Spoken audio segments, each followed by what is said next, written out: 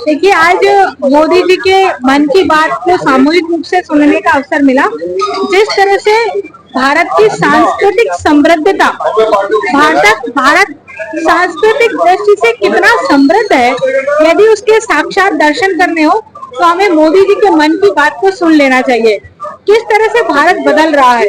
नया भारत कैसे बन रहा है, भारत आर्थिक दृष्टि से या वैज्ञानिक दृष्टि से किस ढंग से आगे बढ़ रहा है, यदि उसको देखना हो तो हम मोदी जी के मन की बात को देख सकते हैं। मोदी जी अपने मन की बात में इन सभी विषयों को न केवल समाहित करते हैं, बल्कि आध्यात्मिक दृष्टि से व्यक्ति का कैसे उद्धार हो। माननीय हमारे दीनदयाल उपाध्याय जी ने जो एकात्म मानववाद की बात कही थी, उस एकात्म मानववाद में जीवन संपूर्ण समग्र जीवन का विकास की बात उन्होंने कही थी। और उस संपूर्ण समग्र जीवन को यदि देखना हो तो माननीय मोदी जी के द्वारा मन की बात में वो समग्रता का दर्शन होता है। जिस तरह से वियतनाम की बात हुई, धार्मिक यात्रा की बात हुई, पर्यावरण संरक्षण की बात हुई, महिलाओं के आत्मसम्मान की बात हुई, महिला सशक्तिकरण की बात हुई, मेक इन इंडिया की बात हुई, ये सब विषय हमें बताते हैं कि भारत बहुत तेजी से आगे बढ़ रहा है। और भारत की जो जनशक्ति है, भारत के जो नागरिक हैं, वो किस तरह से अपने देश को आगे बढ़ाने में प्रत्येक की भूमिका कितनी महत्वपूर्ण होती है। और उस भूमिका का उल्लेख जब मोदी जी हमें यहाँ करते हैं तो हमें उसकी प्रेरणा मिलती है, और उस प्रेरणा को लेकर के हम भारत को कैसे आगे बढ़ाते हैं वो मार्ग हमें मिलता है। तो माननीय मोदी जी का बहुत बहुत देखिए, माननीय प्रधानमंत्री मोदी जी का एक ऐसा कार्यक्रम जो पूरे भारत को एक मंच पर लाने का काम करता है, देश की विविधताओं को पूरे देश को परिचित कराने का काम करता है। मैं कह सकता हूँ कि निश्चित रूप से आज जिस प्रकार से मन की बात में माननीय मोदी जी ने अंतर्राष्ट्रीय योग दिवस के बारे में बताया कि किस प्रकार से पूरा देश ही नहीं, पूरा विदेश के अंदर भी इस योग के माध्यम से पूरे योग जो है विश्व के स्वास्थ्य की चिंता की जा रही है। जिस प्रकार से उन्होंने बताया कि आज भारत जो एक आंखों की बीमारी होती रहती है ट्रैकोमा, उसको WHO ने ट्रैकोमा फ्री भारत का घोषणा की है। जिस प्रकार से उन्होंने मेघालय के एरोसेल की बात की कि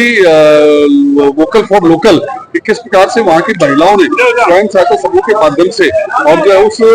वस्त्र उद्योग को आज विश्व पटल पर जिस प्रकार से पहचान दिलाई, ये अपने आप एक बड़ी बात है। जिस प्रकार से बोडोलैंड में जहाँ पर एक समय के अंदर आतंकवाद के नाम से बोडोलैंड को जाना जाता था, आज उस बोडोलैंड में जिस प्रकार से वहां पर अंतर्राष्ट्रीय स्तर के खिलाड़ी फुटबॉल के तैयार हो रहे हैं, उसके बारे में हमको बताया गया। जिस प्रकार से वियतनाम के बारे में बताया गया कि वहां पर 10 करोड़ की आबादी में से 1.5 करोड़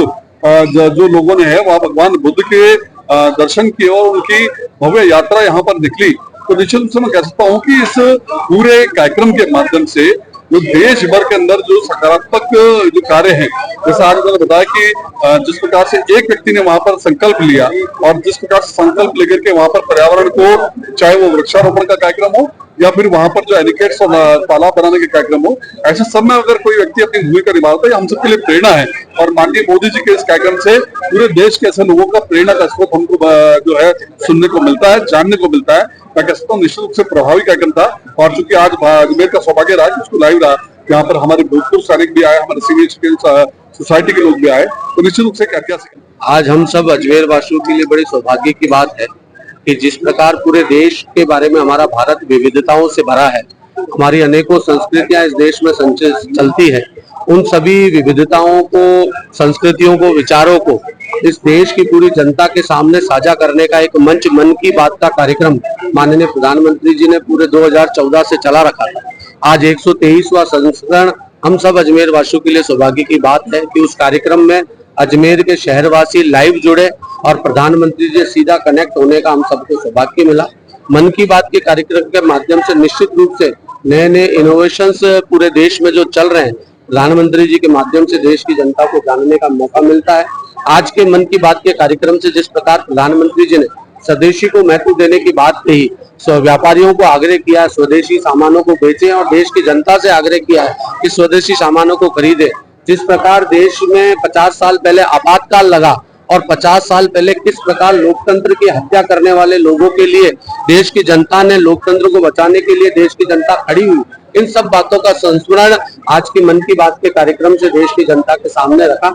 निश्चित रूप से अजमेर के शहरवासी हम सब गौरवान्वित हैं कि आज लाइव